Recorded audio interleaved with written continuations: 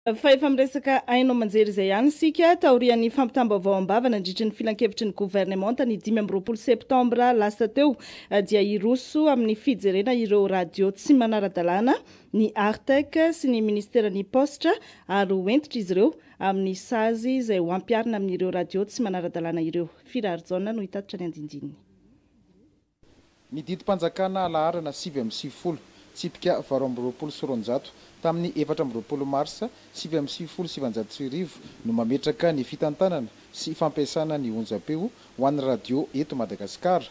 Maro ny onjam-peo tsy manaraka ny fepetra voarindra ao anatin'izany didim-panjakana izany ka andraisan'ny Artec fanapahan-kevitra hatramin'ny faran'ity taona 2024 ity. Ny ministère des postes, des télécommunications, du développement numérique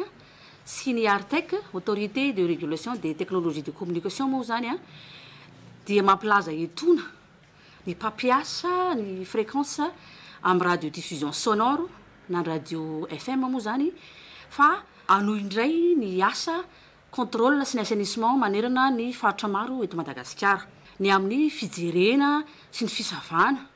ny fanomezan-dalana na ny autorisation sy ny fanarahana ireo radio station reo ny fitsipika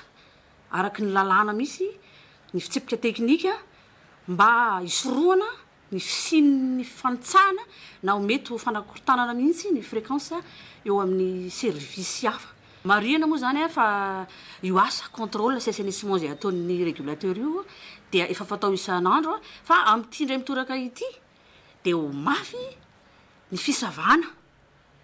dia ho mafy toy izany araka izany koa ny sazy tandrify ho an'ireo olona tsy manara-dalàna satria hiafara hatramin'ny fanidinany ny émetteur mihitsy moa zany na ny mizy sosiale ny émetteur ary koa ho tonga hatramin'ny fanatsoahana fréquence na ny retrait de fréquence. Araka ny fantatra dia ny lalàna laharana 5 tsipika 3 tamin'ny 17 oktobra 5